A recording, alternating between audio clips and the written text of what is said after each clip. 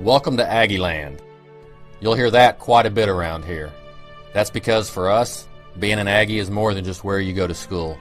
It's about leadership, it's about traditions, it's about the Aggie spirit. Texas A&M offers you the best of both worlds. Not only are we a top-tier university, we're also a loyal network almost 500,000 strong. We build leaders of character, we push the cutting edge, but we always honor and respect our heritage.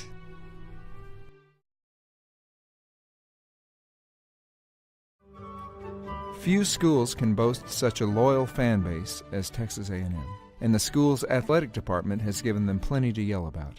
But the pride of Aggieland is still the 12th man. In 1922, E. King Gill was pulled out of the crowd and asked to stand ready in case the battered Aggie team needed him to play. Although he never entered the game, he suited up and waited for the call. Today, students stand for every football game to demonstrate that same readiness. Both at home and far away, the athletes who represent Texas A&M are never alone. Texas A&M has a number of nuances that become quickly apparent to visitors. Aggies get to kiss their dates after the team scores, and they don't have cheers. Instead, Aggies yell.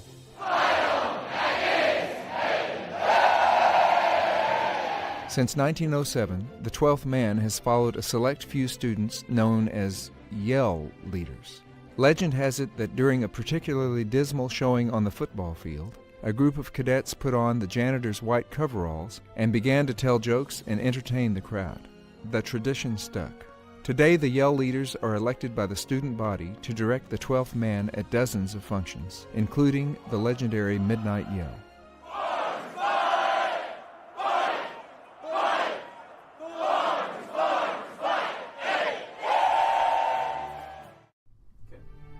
Texas A&M has a long history of developing leaders. Perhaps nowhere is this more visible than in the Corps of Cadets. For almost 9 decades, every student at Texas A&M was a cadet.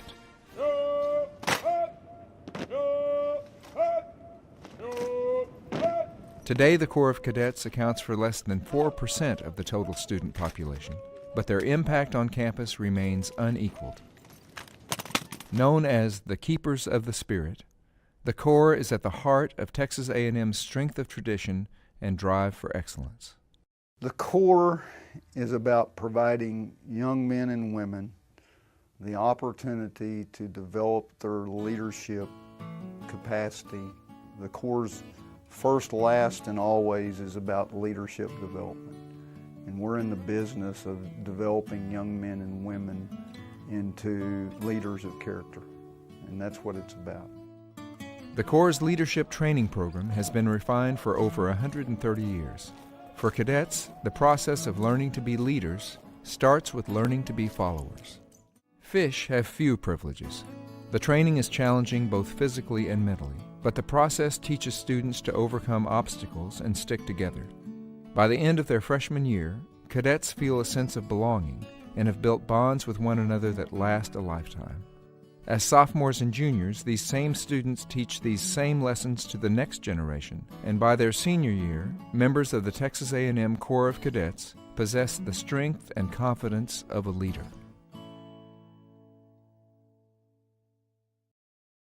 Time-honored traditions make Texas A&M unique. Traditions are how core values such as loyalty, respect, and selfless service are passed from one generation of Aggies to the next.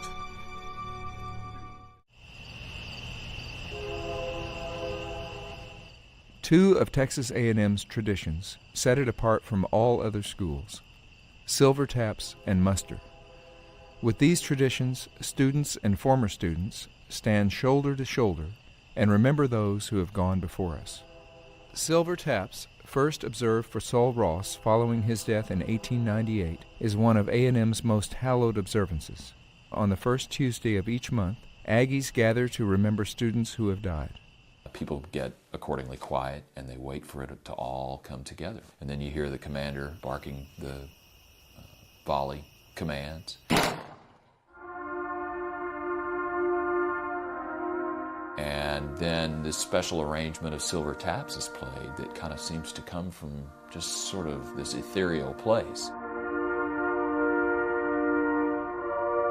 But it's hard to keep a dry eye at that point. 9 times out of 10, you don't know that individual other than the fact that they're an extension of our Aggie family. It's hard to come away from that without an awing, wowed experience and a tear in your eye. I mean, it's a solemn experience, but it's very impressive.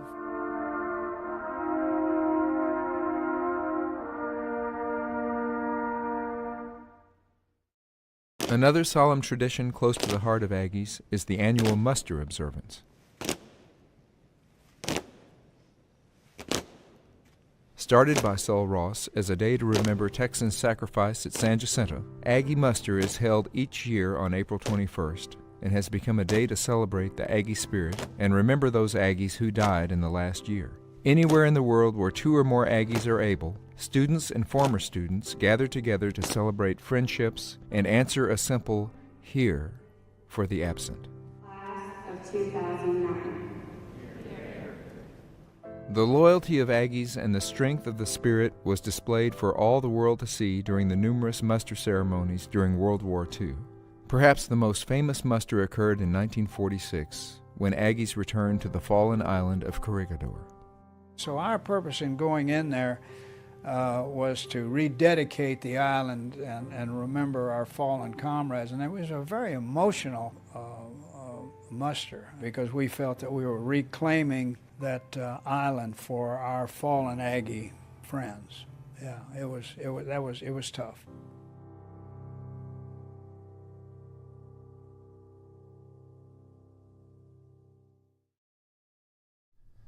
Being an Aggie is a privilege. It is an unshakable lifelong bond that only gets stronger with time. If Texas A&M is right for you, you'll get more than just an education. You'll forever be a part of something bigger than yourself.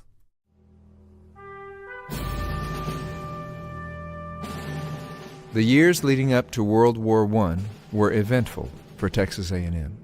In 1916, with a world war looming over the nation, cadets abandoned the traditional gray uniforms and adopted the now familiar khaki and olive. Standard Army training began on campus, and Texas A&M added courses in radio operation, aircraft maintenance, and truck driving, skills badly needed by the armed forces. In 1917, almost all of the senior class had gone to Army training, so President Bezell and the Board of Directors conferred diplomas in the shade of an oak tree at the cadets' training camp near San Antonio. During World War I, Texas A&M provided a larger percentage of its men to the Army than any other college in the country. At least 55 gave their lives. Following World War I, Texas A&M, like the rest of the nation, loosened up a bit. The Roaring Twenties brought a multitude of new students to the college. By 1923, a third of all college-bound Texas high school graduates went to Texas A&M. By 1931, the automobile revolution was so dramatic that the campus literally changed directions. After Texas A&M supported the creation of Highway 6, now known as Texas Avenue, officials changed the main entrance away from the familiar railroad tracks and turned the campus to face east.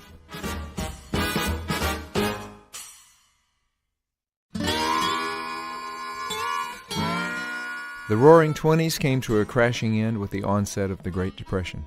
Times were tough all over, but surprisingly, enrollment at A&M went up instead of down. In the 1930s, oil discoveries on college-owned lands brought funding for many new features on campus. During these lean years, A&M was able to build a number of the more impressive yet characteristic buildings that still exist on campus today. In October of 1938, the area around the campus had grown enough to incorporate a new city. College Station became the answer to a vastly growing student body that required matching faculty and support. This time we have a little something special, the essence of the Aggie spirit we've been talking about. The refusal to put on airs, a downright American earthiness. It's a song written by an Aggie like the A&M songs. The composer, Jack Littlejohn, used to direct the campus dance band. He tried to describe in swing tempo how it feels to be an Aggie, and it must feel pretty good. I'd rather be a Texas Aggie. In 1931, Texas A&M found its first lady.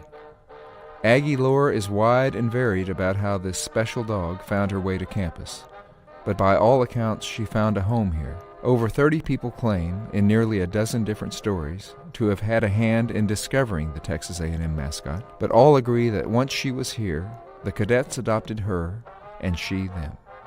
Reveille was known to seek out lonely or unhappy boys and follow them around until they agreed to play a game of fetch. Each morning, the mixed-breed matron of the AMC would bark to the playing of Reveille on the bugle. In one account, she was thrown out of the mess hall by a waiter until 4 cadets threw the waiter out and let the dog back in. So intense was the respect of the cadets that when Rev 1 died in 1944, she received a full military funeral. A new mascot would not come to Texas A&M until 1952.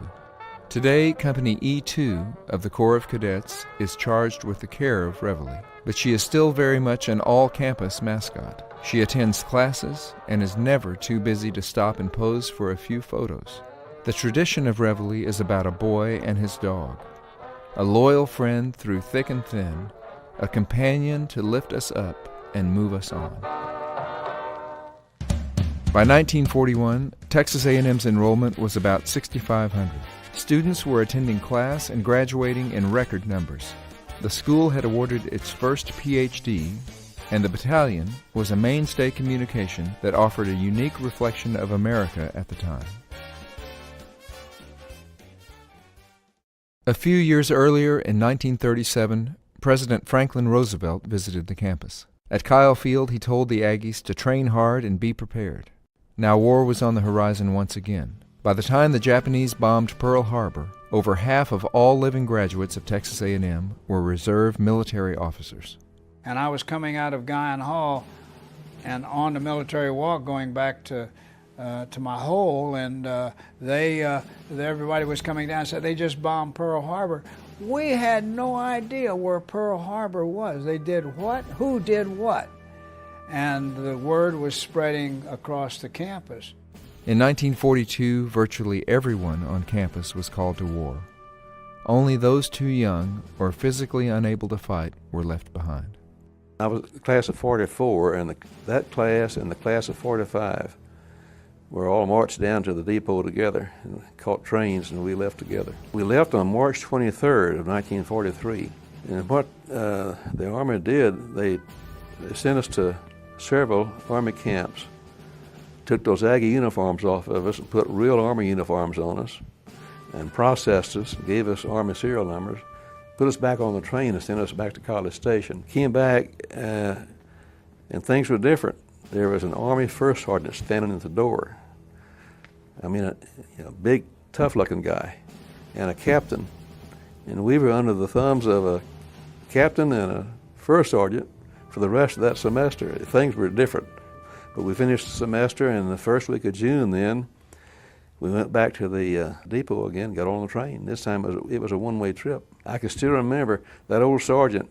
He was a World War I type, and getting pretty, getting pretty old, but he was still in the Army. And when we marched out of there, he was crying. He wanted to go too. Texas Aggies served in every theater and on every major battlefield of World War II. Back at home, the campus was once again converted to a military training facility. The nation was in need.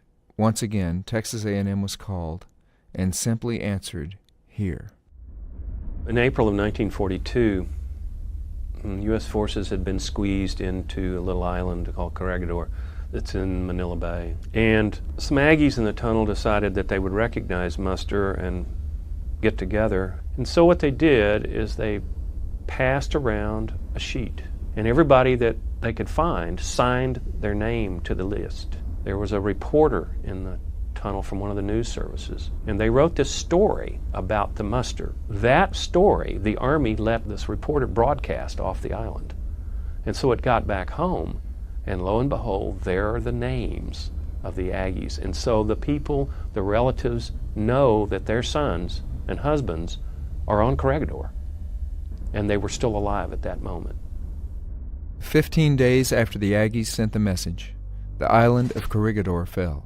Commanded by Major General George F. Moore, class of 1908, all U.S. forces were either captured or killed. In this hallowed soil lie the mortal remains of many men who here died that liberty might live. Among the bravest of these brave are 20 officers, sons of Texas A&M, unable themselves to answer this year's annual muster. It is for us, therefore, to do so for them, to answer for them in clear and firm voice.